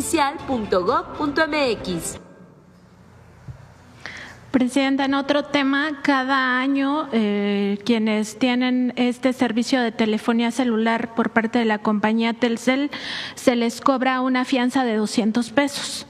Esta fianza, dice la compañía, que se utiliza para cuando el cliente no cubre el servicio y entonces se cobra de esa fianza.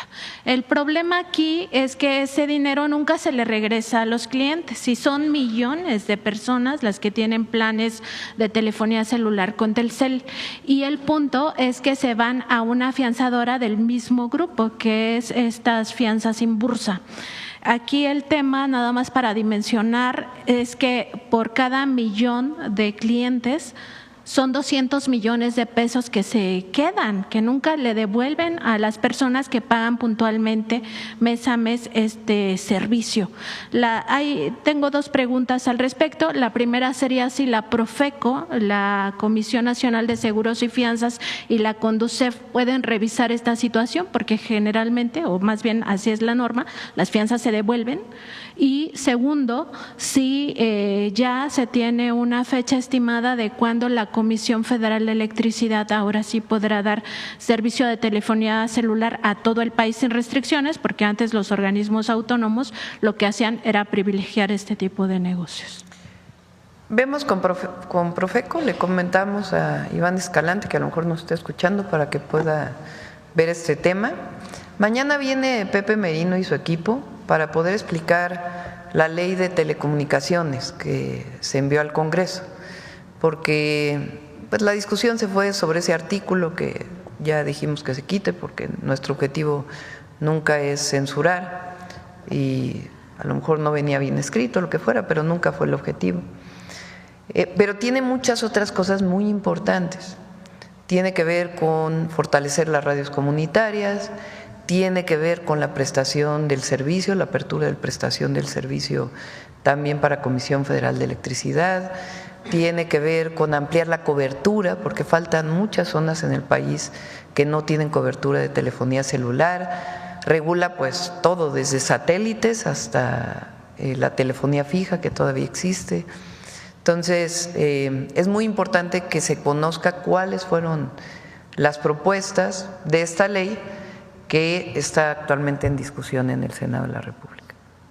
En otro tema, Presidenta, en la revista Contralínea acabamos de publicar un reportaje sobre los créditos del Infonavit, estos créditos impagables, y bueno, la situación es mucho peor de lo que imaginábamos. Hay muchas personas que han pagado hasta 3 veces o más estos créditos, y aquí el tema es que si se les congelan estas deudas de cualquier manera son, primero, impagables y segundo, muy injustas, porque hay casos donde las personas pidieron 150,000 100,000, 200,000, 300,000 pesos entre 2002 y 2006 y ahora tienen unas deudas de más de 1 millón de pesos, o sea, lo cual es descomunal y pues lo que se observa es que si se les congela, de cualquier manera van a seguir pagando muchísimo tiempo. Y el otro caso es de las personas cuyos casos ya se judicializaron y por tanto no entrarían en este programa que se está aplicando. Preguntar si se puede hacer una segunda revisión de pues qué hacer con todas estas personas. Es que no solo se congelan, hay quitas. Ahora que hemos estado en la República hemos entregado apoyos, bueno, con donación de deuda, vamos a poner así, de personas que debían 2 millones de pesos y se quedaron ya nada más con 30,000 pesos de deuda. O sea, de ese tamaño son las quitas que se están haciendo, precisamente por lo que comentas, porque la gente ya pagó 2, 3 veces el crédito. Entonces, congelamiento, quitas, disminución de intereses, son varias acciones que se están tomando. Y las personas que por alguna razón entraron a juicio tienen que acercarse a las oficinas del Infonavit y ahí se les atiende de manera personal. Hay algunas que vienen automático y hay otras que si no se les hizo la quita, el congelamiento, etcétera, es porque por alguna razón entraron a juicio y ellos a veces ni lo saben. Entonces, si tienen estos casos, vayan a la oficina del Infonavit, que ahí se les está atendiendo de manera personal. Finalmente, Presidenta, en otro tema, ayer la UNAM sacó un boletín muy importante que tiene que ver con esta confirmación que ya hicieron los científicos de que México sufre mayor calentamiento que el resto del planeta. Se está hablando acerca de que por cada 100 años el planeta, otras regiones, pues suben o aumentan 2 grados. En el caso de México son 3.2 grados. Además, algo que descubrieron también estos científicos es que pues los fenómenos del Niño y la Niña no enfriaron al planeta como se esperaba, sino que esta ola de calentamiento pues continúa. Preguntarle sobre este tema porque no solo es un tema de cambio climático, sino sobre todo es un tema de seguridad nacional, si se están teniendo ya estrategias de corto, mediano y largo plazo y sobre todo identificando aquellas zonas donde mayor afectaciones se va a tener por este calentamiento global. Si quieren, dedicamos una conferencia a este tema. Sí, lo está trabajando Medio Ambiente, Agricultura y varias secretarías. Y dedicamos porque es un tema bastante amplio. Gracias, Presidenta. Gracias. A ver, ya ahora se nos hizo retarde, pero vamos a tomar, ahora nos toca puras mujeres. Vamos acá y luego acá, muy breve. A ver si podemos ser breves para que… Sí. Gracias, Edna Alcántara, de la agencia Xinhua de Noticias, corresponsal en México. Retomando un poquito lo del gusano barrenador, sobre la frontera sur con los países centroamericanos, ¿ya hay coordinación o se piensa cerrar estos 15 días también para evitar la propagación del gusano? Gracias. Siempre estamos analizando, ¿no es cierto?, nuevas medidas que sean necesario para asegurar que no haya movimiento de ganado afectado, de cualquier animal afectado por gusano barrenador. Sí tenemos la decisión tomada de reforzar esas medidas para impedir que siga pues avanzando esta plaga. Cerrar la frontera es una cuestión pues que es muy compleja, hay que analizarla con muchísimo cuidado, porque además pues también impacta en el abasto nacional de carne. Entonces no es tan sencillo como decir lo vamos a hacer. Sí vamos a restringir con mucha más fuerza la movilización de ganado desde el sur del país. Muchas gracias. Mi segunda pregunta, en el marco de la 4ª reunión ministerial precisamente del foro China-CELAC, en donde participa México, el canciller Juan Ramón de la Fuente, ¿cuál ha sido el posicionamiento de México en este foro y su opinión también sobre las declaraciones que hizo el presidente Lula de que buscaría mayor integración? Es una relación que se tiene desde hace tiempo, no es nueva. CELAC es una organización de todos los países de América Latina y el Caribe y ya se habían hecho conferencias que tenían que ver con la relación de CELAC con China, también se ha hecho con Estados Unidos y en este caso esta reunión estaba programada desde hace tiempo para hacerse en China. En algunos casos fueron los jefes de Estado, en nuestro caso nos representó o nos bien representó Juan Ramón de la Fuente, el canciller. Y va a salir una declaración muy general, pues de la buena relación que tiene que ver con China y con otras regiones del mundo. Y pues ya está ya pronto de regreso para que ella les pueda platicar con mayor detalle. Gracias. Y aprovechando su gentileza, la última pregunta. Y estuvo aquí, perdón, sí. Estuvo aquí el secretario de Hacienda de Brasil, como un primer encuentro entre Brasil y México. Va a venir después el secretario de Comercio de Brasil. Y la idea es que podamos avanzar en la cooperación Brasil-México para varios temas, algunos comerciales, de complementariedad. La idea es ahí donde nos complementa Brasil y ahí donde México complementa a Brasil, poder tener estos acuerdos comerciales junto con los empresarios de allá y los empresarios de México y de otros temas, educación, ciencia y tecnología, medicina, por ejemplo. Uno de los grandes temas que se ha platicado es que la COFEPRIS y la Agencia de Regulación Sanitaria no es sanitaria, ¿verdad?, de medicamentos, o sí es sanitaria, de Brasil, puedan tener, así como tenemos con la FDA, que es de Estados Unidos, que lo que aprueba FDA se aprueba de inmediato aquí, que también lo podamos tener con Brasil. Brasil tiene una industria farmacéutica muy importante. Entonces, temas como eso nos van a ayudar. Entonces, estamos avanzando en ese trabajo. Doctora, y el proyecto de Internet para todos que presentaron en febrero, el 5 de febrero, precisamente aquí en la conferencia, anunciaron que iba a estar enfocado hacia escuelas y también para clínicas de salud. En este caso, ¿cómo van avanzando? Sí, si quieren, mañana viene Pepe Merino y él puede dar mucho más información. Gracias. ¿Les parece? Gracias. A ver, la última, ahora sí. La última y nos vamos. Gracias, presidenta. Buenos días, Shaila Rosagel, corresponsal del Grupo Gili, El Imparcial de Sonora, La Crónica de Mexicali y Frontera de Tijuana. Preguntarle en un primer punto, presidenta, si ya le dieron información las autoridades de Estados Unidos sobre las razones del retiro de la visa a la gobernadora de Baja California y a su esposo. Lo único que informaron fue lo que informaron públicamente, de que era un asunto privado, que era un asunto personal. Así lo informó la Embajada de los Estados Unidos en México y no hemos recibido mayor información. Entonces, pues no podemos seguir opinando hasta no recibir mayor información. Por cierto, sí quiero aclarar porque ayer algunos medios difundieron que había un congelamiento de cuentas. Hablamos con la gobernadora y la gobernadora nos dijo que ella no tiene cuentas en el extranjero. Esa es información de la gobernadora. Gracias, presidenta. Sobre el tema del gusano barrenador, preguntarle ¿cuándo se considera que podría quedar erradicado este problema, esta plaga? Y también preguntarles en cuántos estados de aquí del país se ha detectado que ha llegado el gusano barrenador. ¿Qué acciones específicas se están haciendo para que no llegue al norte del país, por ejemplo, a estados como Sonora y Chihuahua?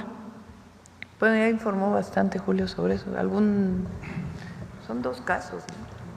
Sí, la erradicación va a tomar mucho tiempo. La vez pasada tomó 50 años, ahora lo vamos a hacer más rápido porque hay mejores tecnologías.